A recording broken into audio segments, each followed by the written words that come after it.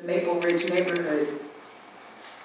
He died in 1910. He was over 100 years old. He was known as one of the oldest Indians to ever live in Tulsa.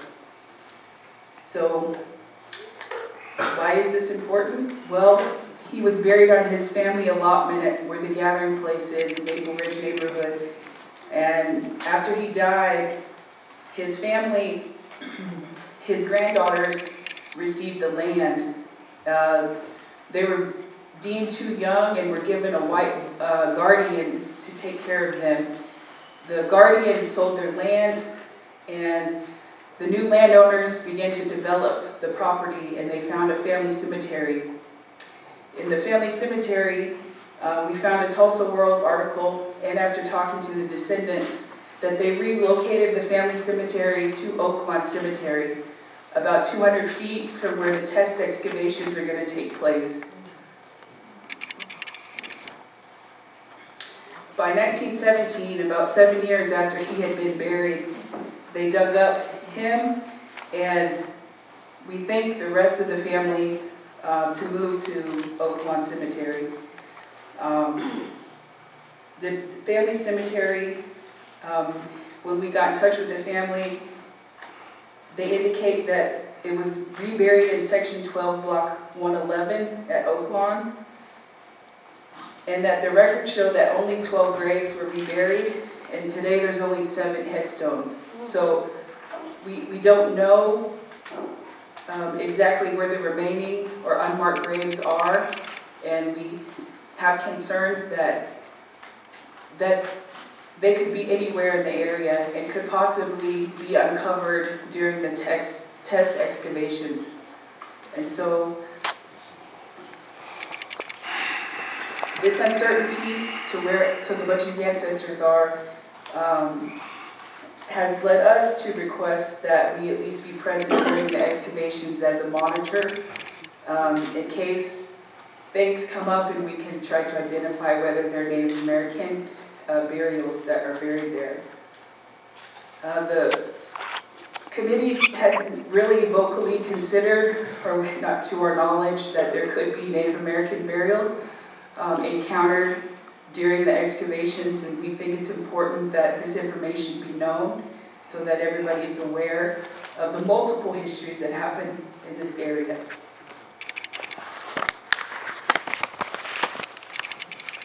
Does anyone have any questions?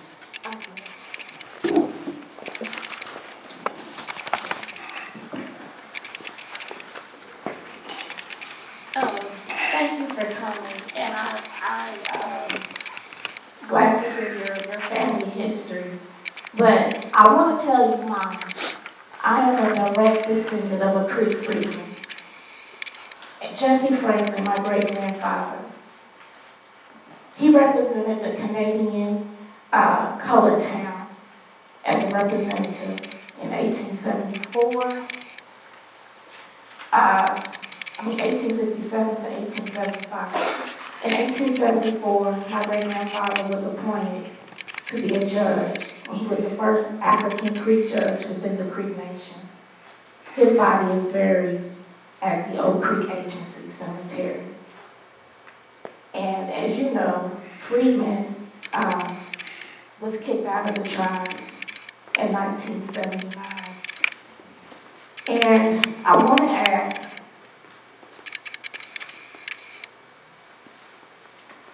are there any Creek freedmen who were citizens of the tribe until 1979 that is protected by the Creek Nation and Federal Indian Graves Protection Law?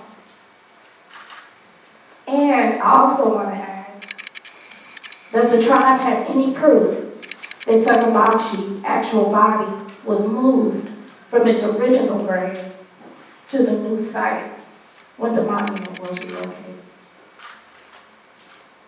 To answer your first question, you're correct. To be a citizen of the Muskogee Creek Nation, the Constitution says you have to be Creek by blood.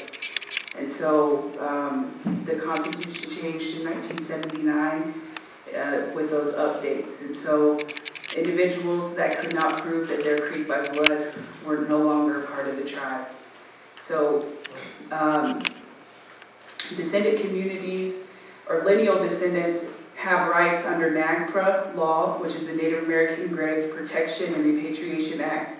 And there are instances that we're aware of that where when Lake Eufaula was being made, that cemetery relocation included Creek Freedman cemeteries.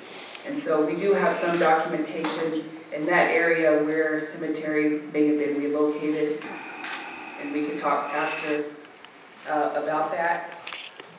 In terms of the knowing whether Totobuchi was actually moved, we do not know.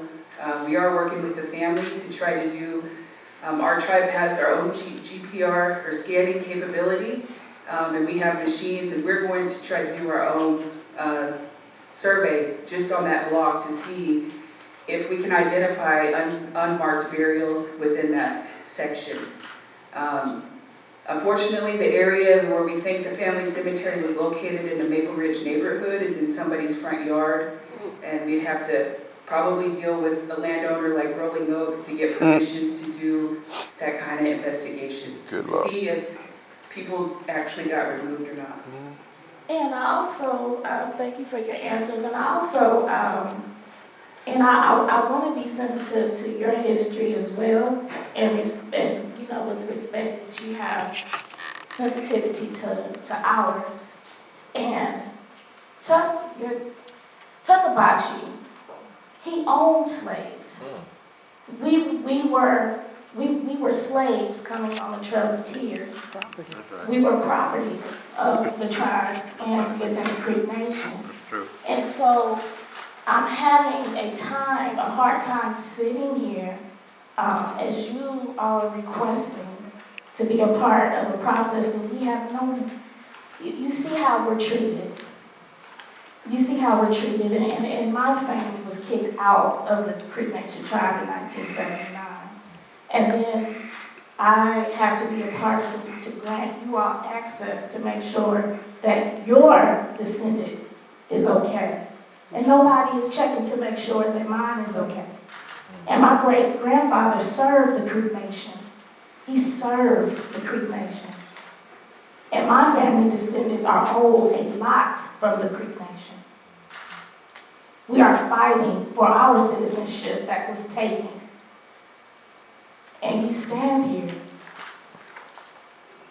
Out of respect, and I'm not here to I put understand that. anybody's history I over understand that, but I just want anybody. to make that clear because this is a very sensitive topic for us, as you see.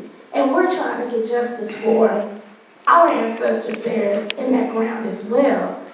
And this is the Oversight Mass Graves Committee for the 1921 Tulsa Massacre. But you can't just dig up anybody. Culturally, it's very disrespectful to do that in our culture. So it's Disrespectful when they it's put them in the really ground. hard to. It's disrespectful to ours as well. And I'm not trying to be rude, but it's disrespectful to ours as well. And you said that the site that you believe that your ancestors are is 200 feet from where we're going Right, to because be, right? To where we're not sure where these other graves were located, and it could be a possibility that they're uncovered during the excavations. I just want to say, I think this space should be for what we're doing for the Mass Graves Committee. Period. Sorry. Let me see. I just have one little historical question. You can help me as far as the timeline, as far as the creek coming here to what we know today as Tulsa. What role in the timeline was Josiah Perryman a part of this whole process? I believe that he's the founder of Tulsatown, which we know today as Tulsa. So what role does Josiah Perryman play in the whole historical aspect that you just shared with us? The Perryman family plays a big role in the founding of Tulsa, the settlement, you know, the street names. There's a lot of history there. I'd have to do some more digging to help answer your question directly, but I'd be happy to do that after. Comment. It wasn't Josiah, it was Benjamin Perryman that settled here along the Verdigris in 1828.